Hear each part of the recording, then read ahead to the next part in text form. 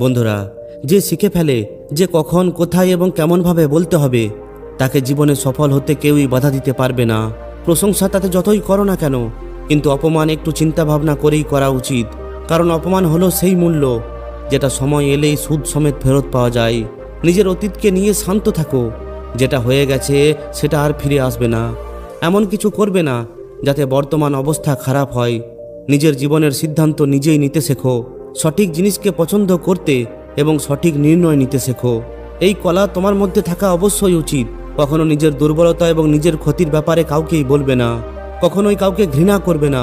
সিধে সাদা জীবন ব্যতীত করো। কাউকে কোনো কিছু দেখাতে যেও না। তাতে যতই খারাপ পরিস্থিতি আসুক না কেন, সবসময় হাসি খুশিতে থাকতে শেখো। আমাদের এই প্রকৃতির 3টি নিয়ম আছে। প্রথম নিয়ম হলো, যদি ক্ষেতের মধ্যে বীজ বপন না করা হয় তাহলে এই প্রকৃতি তাকে আগাছা এবং ঘাস দিয়ে ঢেকে দেয়। ঠিক ওইভাবেই মস্তিষ্কের মধ্যে যেন নেতিবাচক বিচার না ভরে, তাহলে নেতিবাচক বিচার নিজের জায়গা তৈরি করে নেবে। দ্বিতীয় নিয়ম, যার কাছে যেটা থাকে সে সেটাই দেয়। কোনো সুখী ব্যক্তি সুখই ভাগ করে দেয়, আর দুঃখী ব্যক্তি শুধুমাত্র দুঃখই দেয়। জ্ঞানীর থেকে জ্ঞান পাওয়া যায়, কোনো বিভ্রান্ত ব্যক্তির কাছে শুধুমাত্র বিভ্রান্তি পাওয়া যায়, আর ভয় ভীত ব্যক্তির থেকে শুধুমাত্র ভয়ই পাওয়া যায়। তৃতীয় নিয়ম, জীবনে আপনি যা কিছুই পান সেগুলোকে হজম করতে শিখুন। কারণ যদি খাবার হজম না হয় তাহলে রোগ বাড়ে, যদি টাকা হজম না হয় তাহলে লোক দেখানো বাড়ে, যদি প্রশংসা হজম না হয় তাহলে অহংকার বাড়ে, যদি নিন্দা হজম না হয় তাহলে শত্রু বাড়ে, আর যদি গোপন কথা হজম না হয় তাহলে ঝুঁকি বাড়ে। ঈশ্বর এই সৃষ্টি রচনা করার সময় 3টি বিশেষ রচনা করেছেন। আনাজের মধ্যে পোকামাকড়ের জন্ম দিয়েছেন, না হলে লোকেরা এগুলোকে সোনা এবং রূপার মতো সংগ্রহ করে রাখত। মৃত্যুর পর দেহের মধ্যে দুর্গন্ধ ছড়িয়ে দিয়েছেন, না হলে কেউই নিজের ভালোবাসাকে না তো জ্বালাতো আর না তো সমাধি দিত। জীবনে যে কোনো প্রকারের সংকট এবং অঘটনের সময় কাঁদতে এবং সেগুলোকে ভোলাতে শিখিয়েছেন, না হলে জীবনে নিরাশা এবং অন্ধকার রয়েই যেত। কখনোই আশা, খুশি এবং বেঁচে থাকার ইচ্ছা থাকতো না। ভুল খোঁজা কোনো ভুল নয়, শুধুমাত্র শুরুটা নিজের থেকেই করা উচিত। সঠিক কর্ম সেটা নয় যার পরিণাম সবসময়ই সঠিক হবে। সঠিক কর্ম হলো সেটা যার উদ্দেশ্য কখনোই ভুল বা খারাপ নয়। মৌন থাকা খুবই ভালো ব্যাপার, কিন্তু এটা জানা দরকার যে কখন মৌন থাকতে হবে আর কখন না।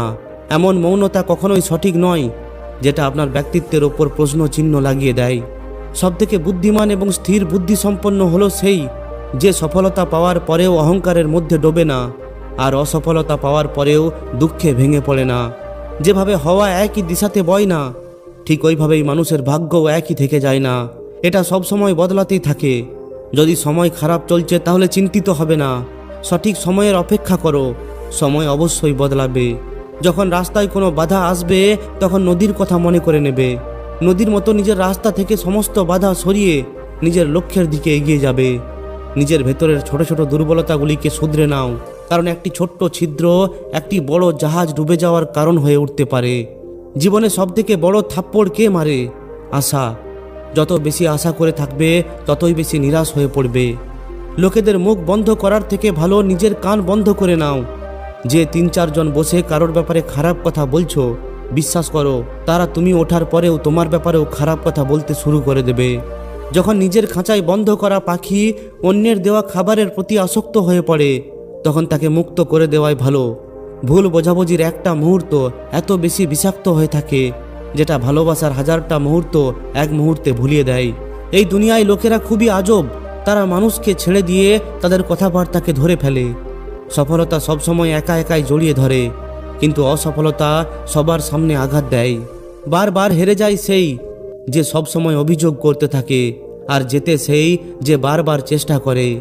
দেরিতে হলেও অবশ্যই কিছু না কিছু হয়ে ওঠো, কারণ লোকেরা সময়ের সঙ্গে সঙ্গে সুস্থতা সম্পর্কে নয়, আপনার অবস্থার সম্পর্কে খোঁজ খবর নিতে থাকে। শুধুমাত্র অর্থ দিয়েই কোনো ধনবান ব্যক্তি হয়ে ওঠা যায় না। ধনবান হলেন সেই ব্যক্তি যার কাছে ভালো বিচার, চিন্তাভাবনা এবং মধুর ব্যবহার আছে। যদি ভালো কথাবার্তা পড়ার অভ্যাস থাকে তাহলে ভালো কথাবার্তা বলার অভ্যাস নিজে নিজেই হয়ে ওঠে। এত বেশি বুদ্ধিমান হয়ে ওঠো যাতে কাউকে ক্ষমা করতে পারো, কিন্তু এত বোকা হবে না যাতে করে তুমি আবার সেই একই ভুল করো। যদি দরকারের বেশি ভালো হয়ে ওঠো তাহলে লেবুর মতো তোমাকে নিগড়ে নেবে। যারা তোমার ভালো চায় তারা তোমার সঙ্গে নানা ধরনের কথা বলবে, কিন্তু যারা তোমাকে ধোঁকা দেবে তারা শুধুমাত্র তোমার সঙ্গে ভালো ভালো কথা বলবে।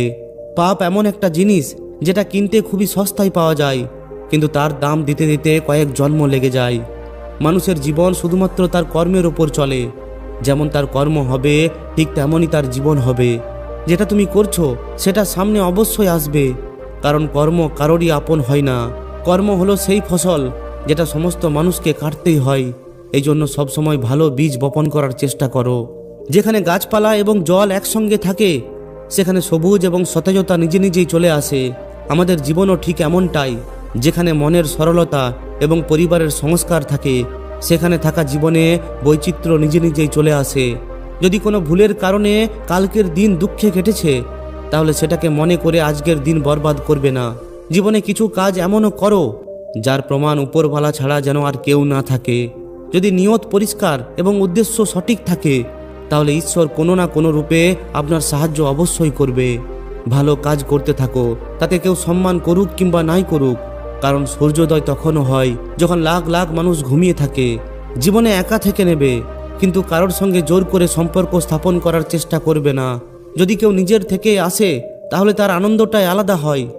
যেদিন তুমি তোমার হাসির মালিক নিজেই হয়ে উঠবে, সেদিন তোমাকে কেউই কাঁদাতে পারবে না।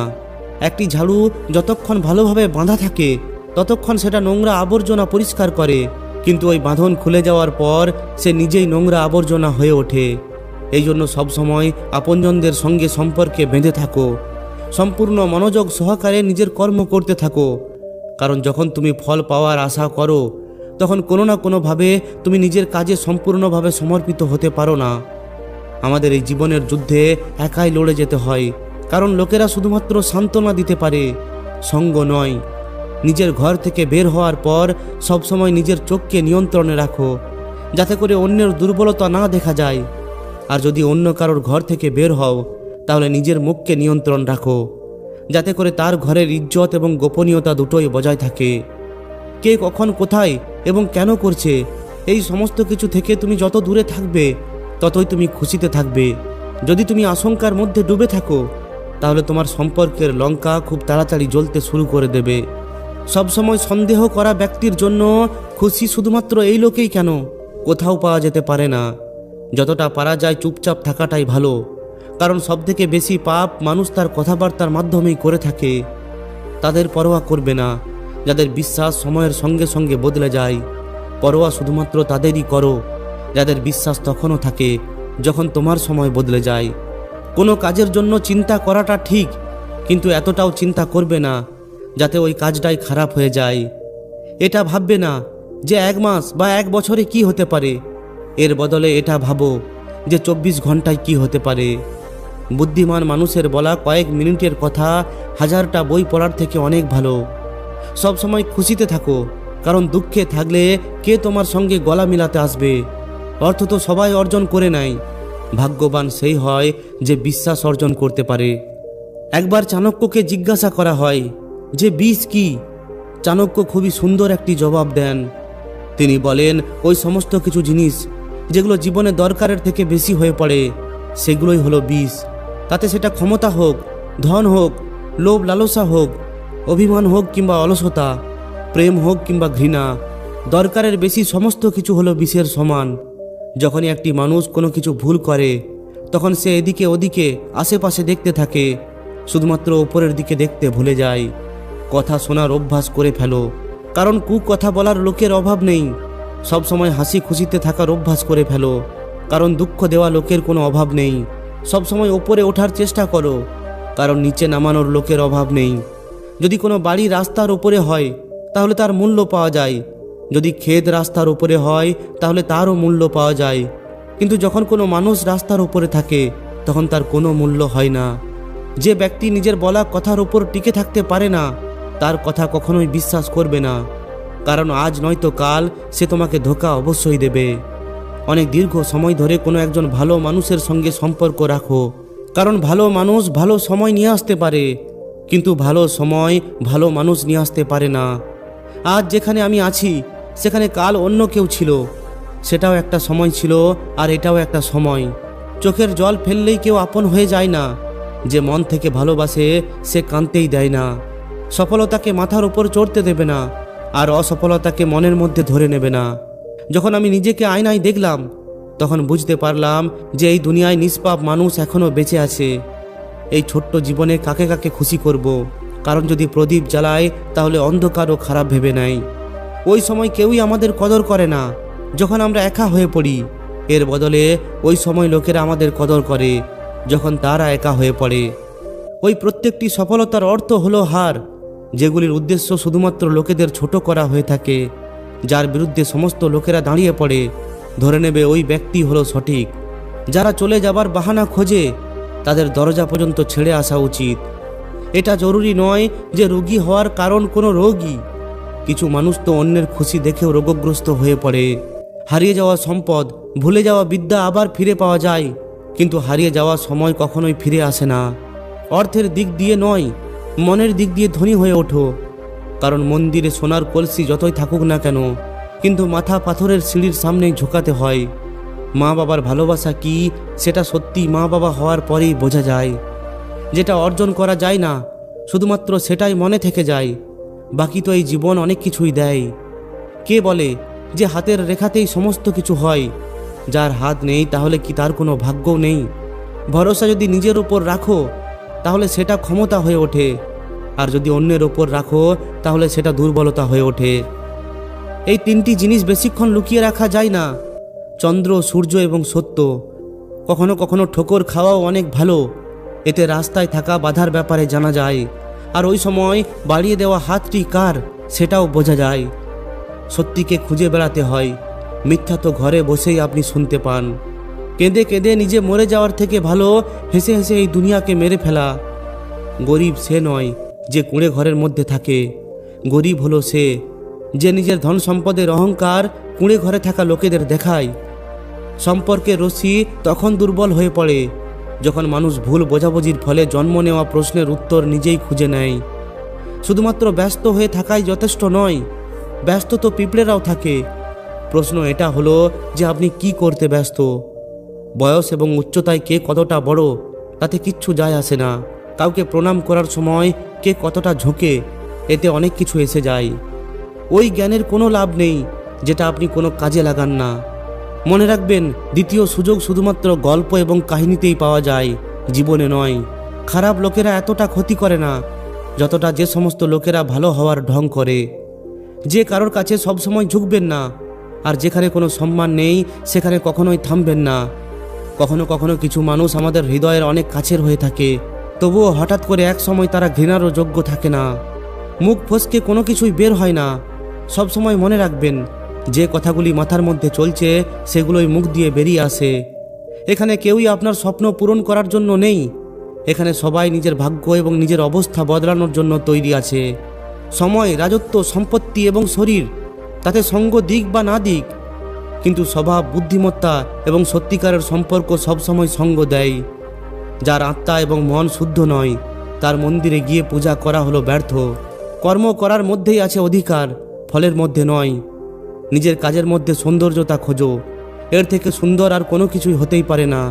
আপনি কি জানেন যে প্রেম অন্ধ কেন হয়? কারণ আপনার মা আপনার চেহারা দেখার আগেই আপনাকে ভালোবাসতে শুরু করে দিয়েছিল। বেশিরভাগ সময় যত্ন করে রাখা জিনিসগুলি সময়ে পাওয়া যায় না। যা মনে আসে সেটাই বলে ফেলা লোকেদের হয়তো একটু খারাপ বলে মনে হতে পারে, কিন্তু মন থেকে তারা খুবই সুন্দর।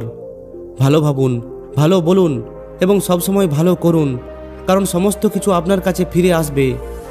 কাউকে কাঁদিয়ে আজ পর্যন্ত কেউই হাসতে পারেনি। এটা হলো বিধির বিধান, যেটা আজ পর্যন্ত কেউই বুঝতে পারেনি। খারাপ সময় হলো এই দুনিয়ার সবথেকে বড় জাদুকর, যেটা এক মুহূর্তেই আপনার সবথেকে কাছের লোকেদের আসল চেহারা খুলে দেয়।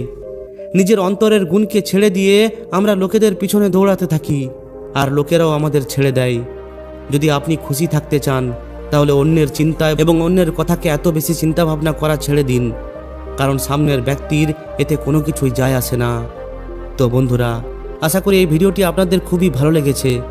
যদি ভিডিওটি ভালো লাগে তাহলে অবশ্যই একটি লাইক ও শেয়ার করে দিন।